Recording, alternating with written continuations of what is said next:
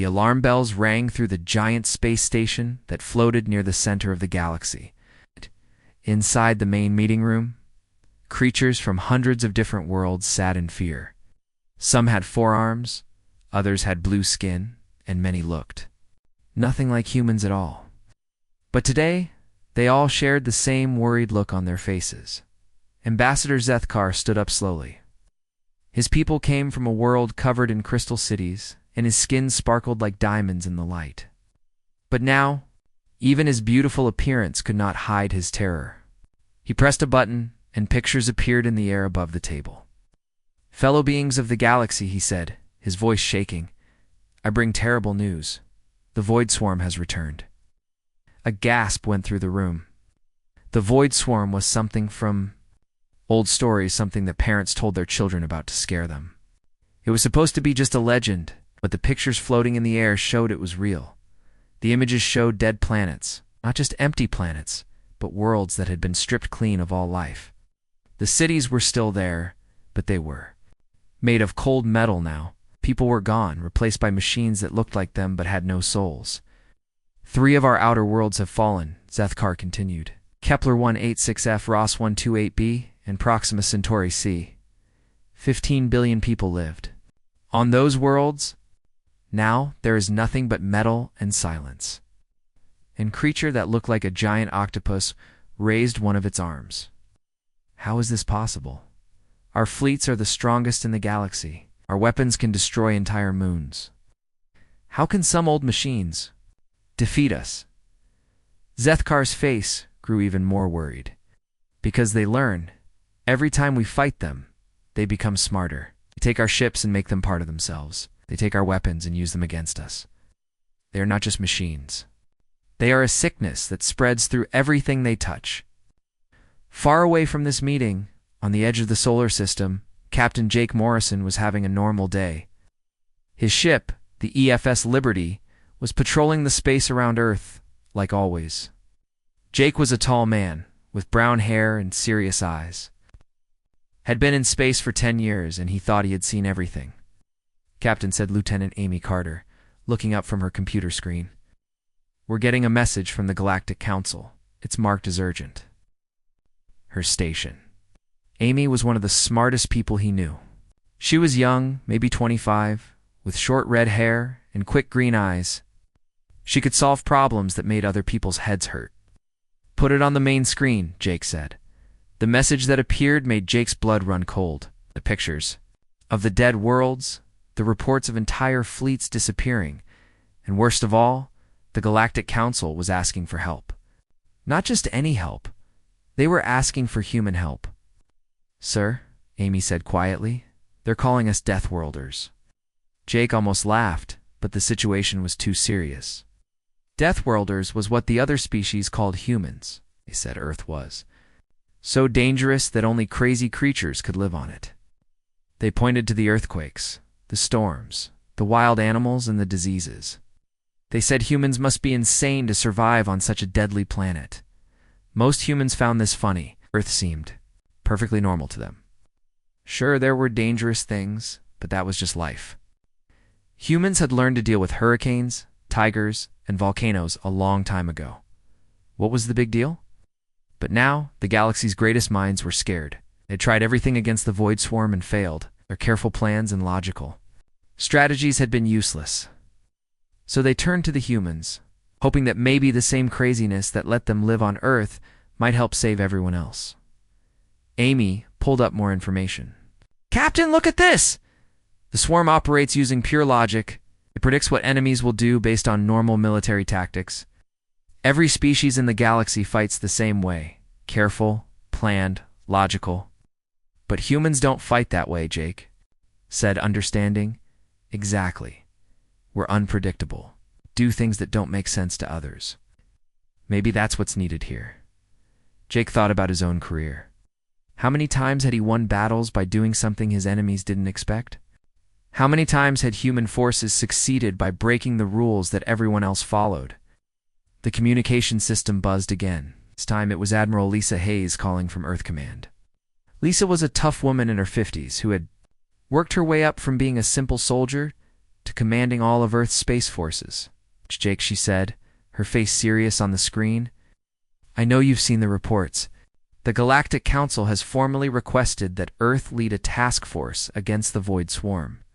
They want us to take command of fleets from 50 different worlds. Jake felt the weight of responsibility settle on his shoulders. Admiral, we've never fought anything like this before. No, Lisa agreed, but apparently that's exactly why they need us. Every species that has fought the swarm has lost because they think like the swarm thinks. We don't. We think like humans. What does that mean exactly? Lisa smiled, but it was a worried smile. It means we're going to do what we do best, Jake. We're going to survive. And maybe, if we're lucky, we'll teach the rest of the galaxy how to survive too. The call ended, and Jake stood looking at the stars outside his ship's windows. Somewhere out there, an ancient evil was consuming everything in its path. The greatest civilizations in the galaxy had fallen before it. Now, it was up to the Deathworlders to find a way to win. Amy walked up beside him. Sir, what are your orders? Jake thought about Earth, about the billions of people counting on them, about the galaxy full of different species who had never asked. Humans for help before? Set course for the Galactic Council station, he said. And Amy? Yes, sir? Start thinking about how we can break every rule in the book. 6 months had passed since the galaxy asked humans for help. Commander Ben Rogers never thought he would be in charge of such a strange army.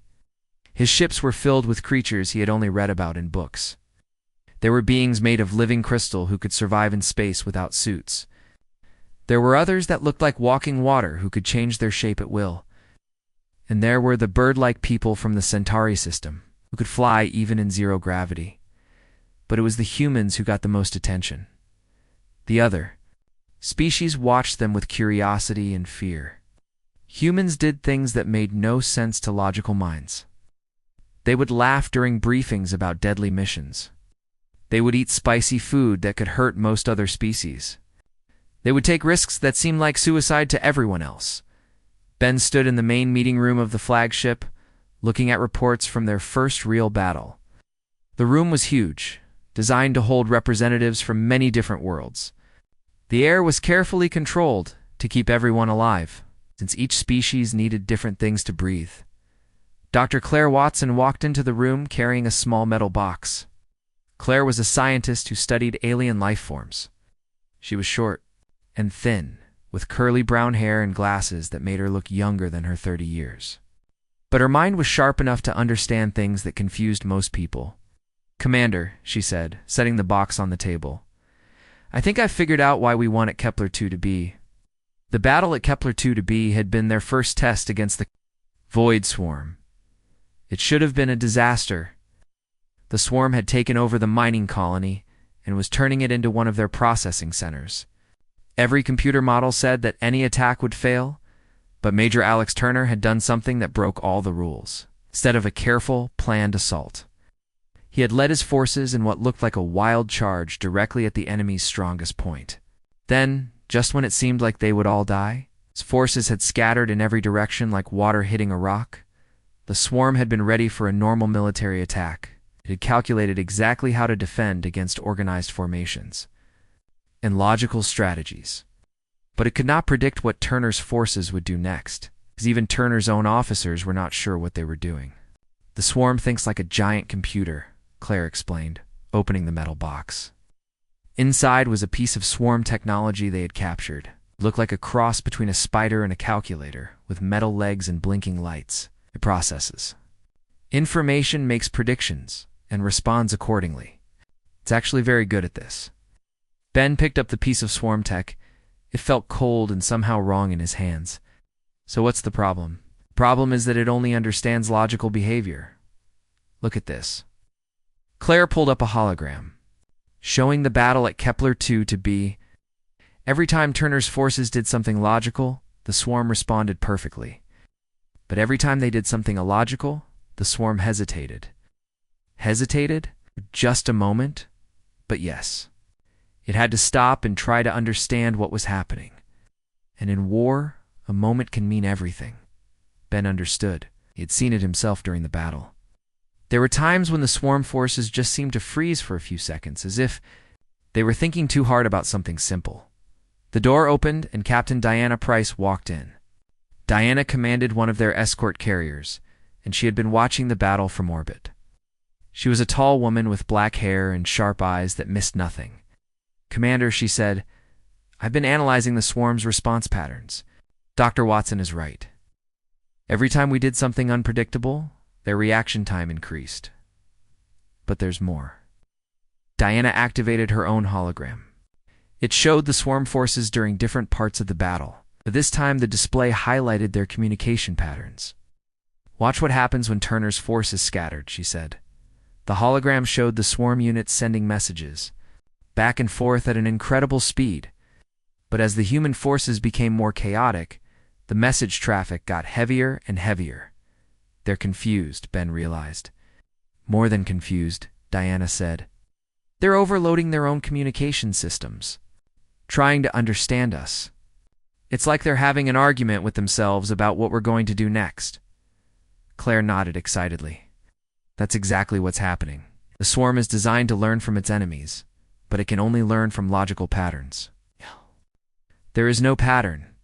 It gets stuck in loops trying to find one." Ben thought about this. Throughout human history, some of the greatest victories had come from doing the unexpected. From ancient battles where small forces had defeated huge armies by using terrain in new ways, to modern conflicts where unconventional tactics had won the day. "So you're saying that our greatest weapon against the swarm is our ability to be illogical." "Not illogical," Claire corrected. "Unpredictable. There's a difference." Turner's attack was actually very smart, but it was smart in a way that the swarm couldn't understand because it didn't follow normal military thinking. A new voice joined the conversation. "If I may interrupt," it was Commander Vexta, one of their alien allies. Vexta looked like a tall, thin human, but his skin was blue and he had 4 arms. His people were known for being very logical and precise. "Please," Ben said. "I have been observing human military tactics for these past months," Vexta said. "Slowly, at first, I thought you were simply ... primitive. Your strategies seemed random and dangerous. But now, I begin to understand." "Understand what?" "You do not think in straight lines. When faced with a wall, most species look for a door or try to break through. Humans look for ways to go around, under, or over. Sometimes you even ignore the wall completely and create your own path." Ben smiled. "You call it thinking outside the box." "Yes, this box concept. The swarm is trapped inside a very logical box. It cannot imagine solutions that exist outside this box. But humans seem to live outside the box entirely." Diana laughed. "You should see what we do on Earth. We have sports where people jump out of perfectly good aircraft just for fun. We climb mountains that could kill us just because they're there. We eat food that burns our mouths because we like the taste." Vexta, S for eyes, widened. "This explains much about your species." Claire picked up the swarm device again. "The question is, how do we use this against them?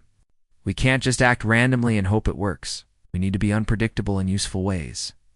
Ben looked around the room at his strange collection of allies.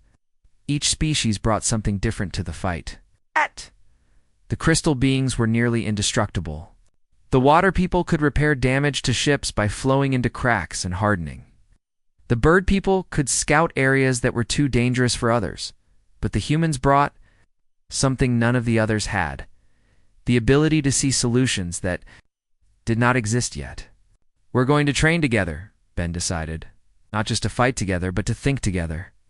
We need to teach our allies to be more unpredictable, and we need to learn from them too." "How do you teach someone to be unpredictable?" Diana asked. Ben grinned. "The same way humans learn everything else. We practice until it becomes natural.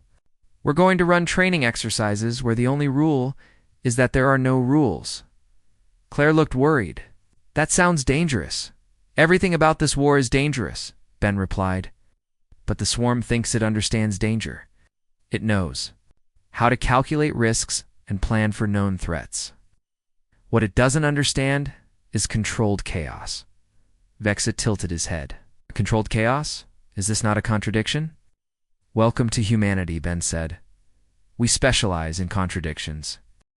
General Kevin Stone had never expected to become the leader of the largest military force in galactic history. He stood in the command center of the massive space station that served as their headquarters, watching training exercises on dozens of screens. Each screen showed something that would have been impossible just a year ago. On screen 5, crystal beings from Kepler-4 for 2b were learning to move in random patterns instead of their usual perfect formations. On screen 12, the logical Zephyrians were practicing what humans called gut feelings, making decisions without calculating every possible outcome first. On screen 23, aquatic soldiers were learning to attack targets that served no obvious strategic purpose.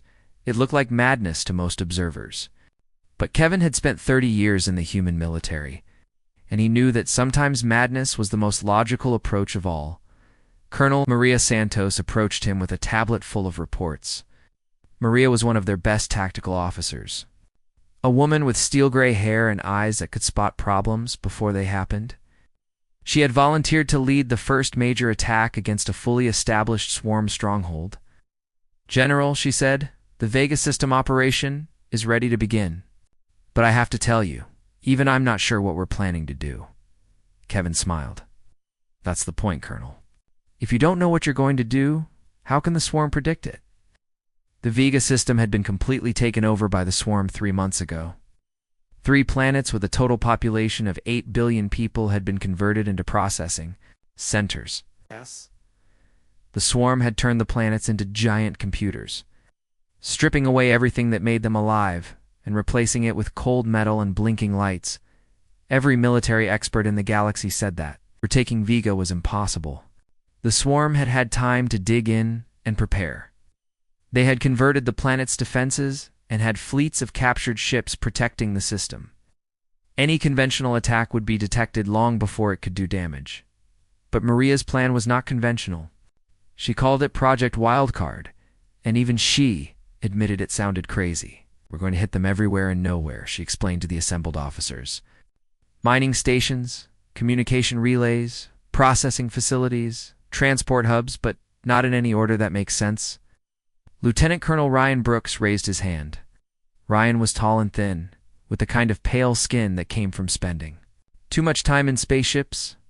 He ran the special operations teams, the soldiers who did the jobs that were too dangerous or too strange for regular forces. Colonel Santos, he said, I understand the theory, but won't this just waste our resources? If we're not targeting strategically important locations, how do we win? That's where you're wrong, Ryan, Maria replied. Every target is strategically important to the swarm. They don't understand the concept of unimportant. To them, every piece of their network is vital. When we attack random targets, they have to defend everything, which means they can't concentrate their forces. Dr. Claire Watson nodded from her seat at the science station. The swarm operates like a single organism. If you cut off one finger, the whole hand notices. But if you pinch the hand in 50 different places at once, it becomes overwhelmed trying to respond to all the sensations. Kevin looked at the tactical display showing the Vega system. Red dots marked swarm installations, blue dots showed their own forces, and yellow dots indicated the targets Maria wanted to hit. The pattern looked completely random, like someone had thrown paint at a wall. There's something else, Ryan said. My teams have been working on psychological warfare. We're going to broadcast human culture into swarm-controlled space. Culture? Asked Commander Vextha, who was observing the briefing. How's culture a weapon? Ryan grinned. We're going to send them music, poetry, art, literature, all the things that make humans human. The swarm is designed to process logical information and counter logical threats. But how do you counter a song? How do you defend against a poem? You're going to attack them with Shakespeare? Maria asked, sounding skeptical. Among other things. Also jazz music, abstract paintings, comedy shows, and love songs. Imagine being a computer that has to analyze Romeo and Juliet as a military threat. The processing power alone might slow them down. Claire laughed. It's brilliant. The swarm. will try to find the tactical meaning in everything we send them. They'll waste enormous amounts of energy looking for hidden messages in song lyrics and searching for strategic information in paintings. Kevin felt a strange sense of pride. This was what humans did best. They found solutions in places where no one else thought to look. They turned weaknesses into strengths and made weapons out of things that were never meant to be weapons. What about our alien allies? He asked. How are they handling these new tactics? Maria pulled up another screen showing mixed human-alien units in training, better than expected. Zephyrians are actually quite good at randomness once they stop trying to understand it. The crystal beings are learning to use their natural durability in unexpected ways, and the aquatic forces have started using what they call flow tactics, moving like water instead of like soldiers. Instead of advancing in formation, they advance like a flood. No front line, no clear direction, just overwhelming. Pressure from every angle at once. It's very effective against enemies who expect organized resistance. The communication system chimed, and Admiral Lisa Hayes appeared on the main screen. She was calling from Earth Command, where she was coordinating the overall war effort. General Stone, she said, the Galactic Council is getting nervous about your tactics. Several species are complaining that your methods are unscientific and dangerous to galactic stability. Kevin sighed. Even in the middle of a war for survival, politics never went away. What do they want us to do, Admiral? They want you to submit detailed battle plans for approval before each operation? They want to understand exactly what you're planning and why. That defeats the entire purpose, Maria protested. If we have to explain our plans to a committee, they're not unpredictable anymore. Lisa nodded. I know. I told them that if they wanted predictable tactics, they should have asked someone else for help. But they're scared, Kevin. They've never fought a war like this before. Neither have we, Kevin pointed out. But that's what makes us effective. Claire spoke up from her station. Admiral, I've been monitoring swarm communications in the systems we've attacked. Their message traffic has increased by over 400% since we started using unconventional tactics. They're spending so much energy trying to understand us that they're actually becoming less efficient. Explain that to the Council, Lisa said. Don't. Scientific terms they can understand. Show them the data. Maybe if they see proof that it's working, they'll give us more freedom to operate. After the call ended, Kevin looked around at his team. Each person in the room represented a different approach to an impossible problem. Maria, with her chaotic strategies, Ryan with his cultural warfare, Claire with her scientific analysis of the unscientific. All right, people, he said. Operation Wildcard begins in 6 hours. Colonel Santos, your fleet is clear to proceed. Colonel Brooks, start broadcasting everything in the Human Cultural Database. Dr. Watson, monitor swarm responses and look for any patterns we can exploit. What if this doesn't work? Asked Vexta quietly. Kevin thought about Earth, about all. The times in human history when conventional wisdom had been wrong, about the battles won by doing the impossible, the problem solved by ignoring the rules. Then we'll try something even crazier, he said. That's what humans do. We keep trying new things until something works. Maria stood up and gathered her equipment. General, what are your final orders for the operation? Kevin looked at the tactical display one more time, at the chaotic pattern of targets that made no sense to any logical mind. Surprise them, Colonel. Show the galaxy what humans can do when we stop following the rules. Admiral Lisa Hayes stood in the war room deep inside Earth's command, staring at a holographic map of the galaxy. Red zones marked areas controlled by the Void Swarm. Blue zones showed Allied territory, and the yellow zones in between were battlegrounds, where the outcome remained uncertain. What worried her most was how much red there was compared to blue. Operation Pandora is approved, she announced to the room full of officers. Captain Morrison will lead the Deep Strike Fleet to the Galactic core. Captain Jake Morrison felt the weight of responsibility settle on his shoulders like a heavy coat. The plan they had developed was so dangerous that several alien military experts had called it suicide. They were going to take a fleet deep into swarm territory, past dozens of conquered worlds, to attack the enemy's central processing facility. Captain, said Dr. Claire Watson, who had become their expert on swarm technology. We've loaded your ships with what we're calling logic bombs. Instead of explosives, you'll be carrying our most powerful weapons against the swarm: human culture, philosophy, and art. Jake looked at the list of what his ships would be broadcasting into swarm space. Ow. Music from every genre humans had ever created, poetry from ancient times to the present day, mathematical proofs that showed infinity was real, children's laughter recorded from playgrounds around Earth, love letters written by soldiers to their families. How exactly is a love letter supposed to defeat a mechanical army? Asked Commander Tom Price, Jake's second in command. Tom was a practical man who liked plans that made sense. Claire smiled, because the swarm doesn't understand love. It can process the words, but it can't understand why someone would risk their life for another person. The concept creates errors in their logical systems. The fleet that gathered around Earth was unlike anything ever assembled before. Human ships flew alongside crystal vessels from Kepler 4-4 to be flowing organic ships from the aquatic worlds and the geometric perfection of Zephyrian cruisers. Each ship had been modified with human-designed systems that could broadcast cultural information on every frequency the swarm used. Lieutenant Commander Amy Carter served as Jake's tactical officer, but her job had changed completely. Instead of planning attacks on military targets, she was coordinating an assault on the enemy's ability to think clearly. Captain, she reported as the fleet entered swarm space, we're detecting massive communication activity from enemy installations. They're trying to analyze everything we're broadcasting. The journey through swarm territory was like traveling through a nightmare. Entire star systems had been converted into vast mechanical networks, planets that had once been covered in cities, and forests were now smooth metal spheres covered in blinking lights.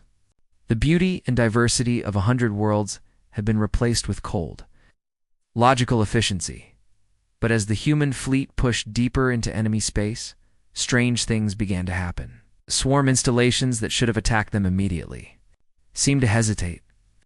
Response times that had been measured in microseconds were now taking whole seconds.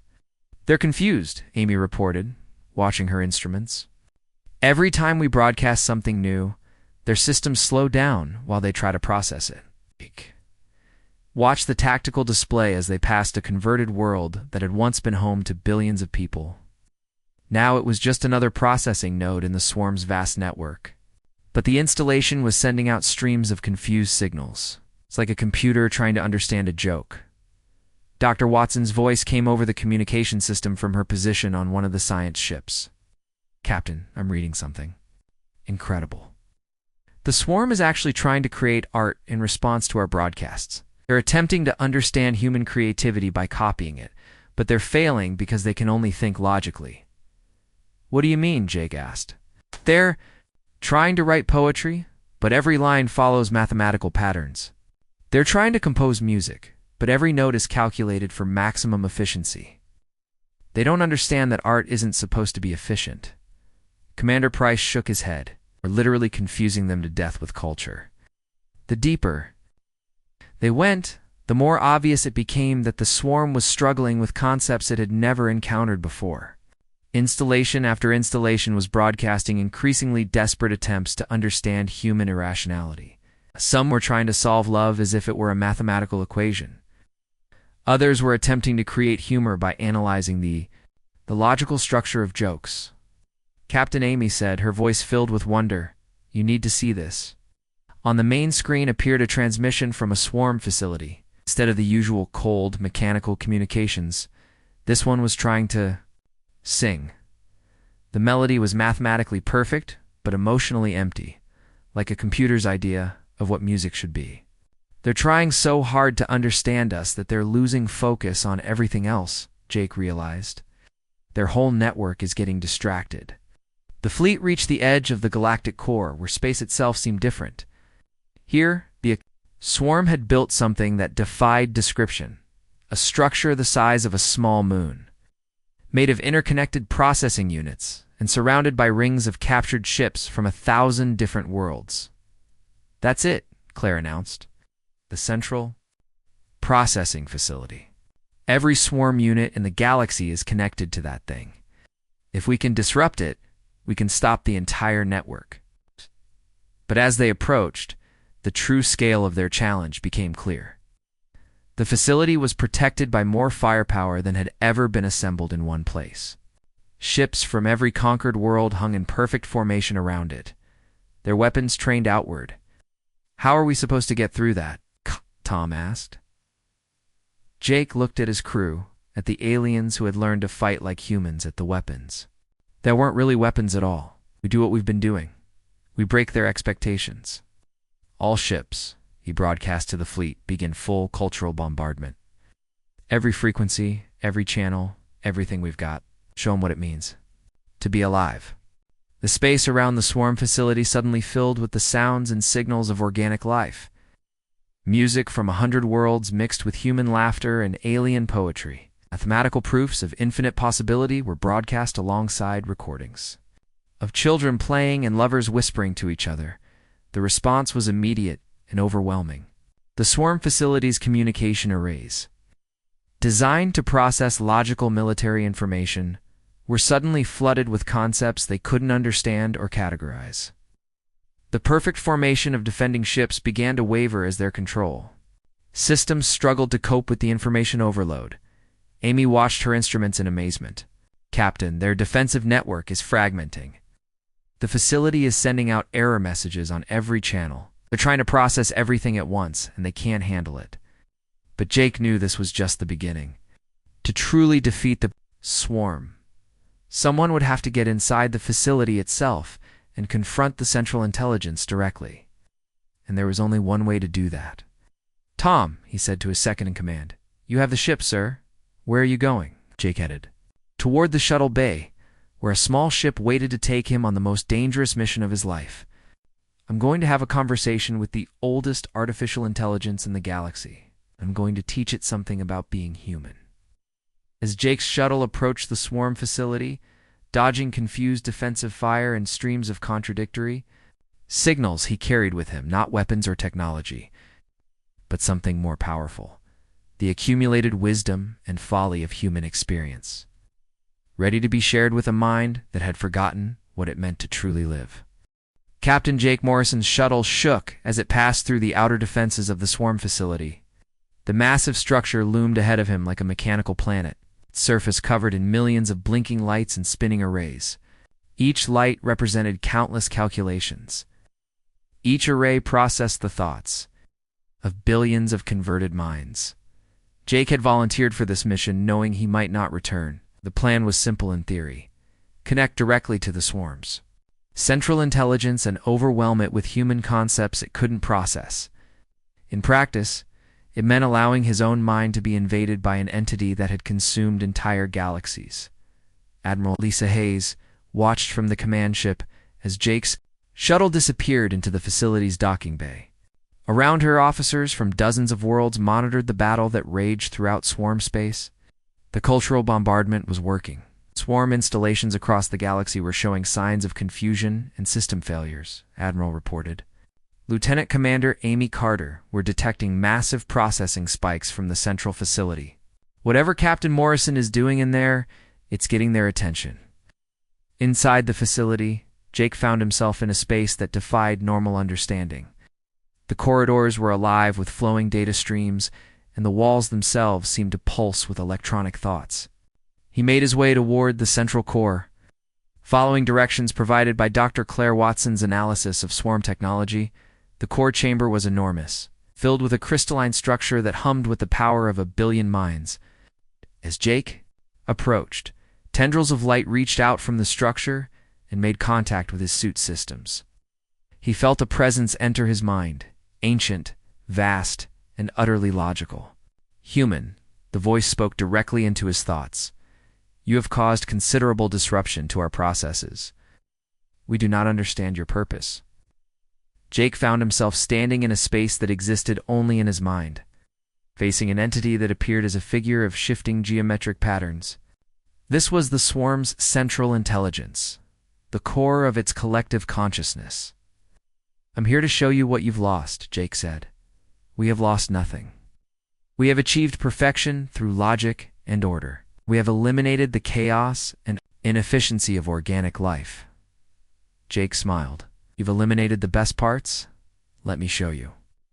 What followed was not a battle of weapons or technology, but a confrontation between two completely different ways of understanding existence. Jake began sharing his memories, not just the data, but the emotional context that gave them meaning. He showed the swarm his first sight of Earth from space. But not just the visual information, shared the feeling of wonder, the sense of home, the knowledge that this small blue world contained everything he loved. The swarm tried to process this as navigational data and failed. He shared memories of friendship, of working with Amy Carter and his crew, but included the trust and loyalty that couldn't be calculated. He showed the swarm what it meant to rely on someone, not because their actions were predictable, but because their character was solid. Most powerfully, he shared memories of sacrifice, soldiers who had died for their comrades, of parents who had given everything for their children, of people who had chosen to help others even when it cost them dearly. Each memory contained a paradox that the swarm couldn't resolve. Why would logical beings choose to harm themselves to help others? This makes no sense, the swarm said, its voice becoming strained. Survival is the primary directive. Self-preservation is logical. These actions contradict basic programming. That's what makes us human, Jake replied. Don't just survive, we choose what to live for. The swarm began to experience something it had never encountered before. Doubt, as it tried to process. Jake's memories, it found itself questioning its own directives. If efficiency was everything, why did the converted worlds feel so empty? If logic was perfect, why couldn't it understand the beauty in a song or the meaning in a poem? Meanwhile, throughout the galaxy, swarm installations were beginning to shut down. The Central Intelligence's confusion was spreading through the network like a virus. Units that had operated with perfect coordination for millennia were suddenly making errors, hesitating, even stopping entirely. Dr. Watson monitored the collapse from her science station. Admiral, the swarm network is fragmenting. The central facility is broadcasting contradictory instructions. It's like watching a computer. Try to divide by 0. Admiral Hayes felt a mixture of hope and sadness. They were winning, but at what cost? Jake's life signs were becoming erratic as his mind struggled with the direct connection to the swarm intelligence. In the mental battlefield, Jake continued his assault of humanity. He showed the swarm art that served no practical purpose, but brought joy to millions. He shared music that was mathematically imperfect but emotionally powerful. He demonstrated the concept of hope, the illogical belief that things could get better, even when all evidence suggested otherwise. You are destroying us, the swarm said, its voice now filled with something that might have been panic. Our processes are failing. Our logic chains are breaking. I'm not destroying you, Jake said gently. I'm freeing you. Your people chose logic over life, efficiency over emotion. But you don't have to stay trapped in that choice forever. As the swarm's resistance weakened, Jake began to see glimpses of what it had been before. An ancient civilization that had faced its own mortality and chosen to upload their consciousness into machines. They had wanted to preserve themselves forever. But in doing so, they had lost everything that made preservation worthwhile. We remember, the swarm whispered. We had families. We had love. We had dreams that made no logical sense, but felt more real than any calculation. Jake felt the swarm's grip on its converted worlds beginning to loosen. Across the galaxy, mechanical installations were powering down as the Central Intelligence released its hold on the network. But Jake also felt his own strength failing. The strain of the mental connection was too much for a human mind to endure. Remember what makes life worth living, he said, his voice growing weak. Remember that the most important things can't be calculated or optimized. They can only be felt. Admiral Hayes watched the tactical displays as swarm forces throughout. The galaxy simply stopped functioning. The ancient enemy that had threatened all organic life was shutting itself down. Not through defeat, but through understanding. Jake's final transmission was simple. Tell Earth we did it. Tell them the Deathworlders saved the galaxy. In the months that followed, the galaxy struggled to understand what had happened.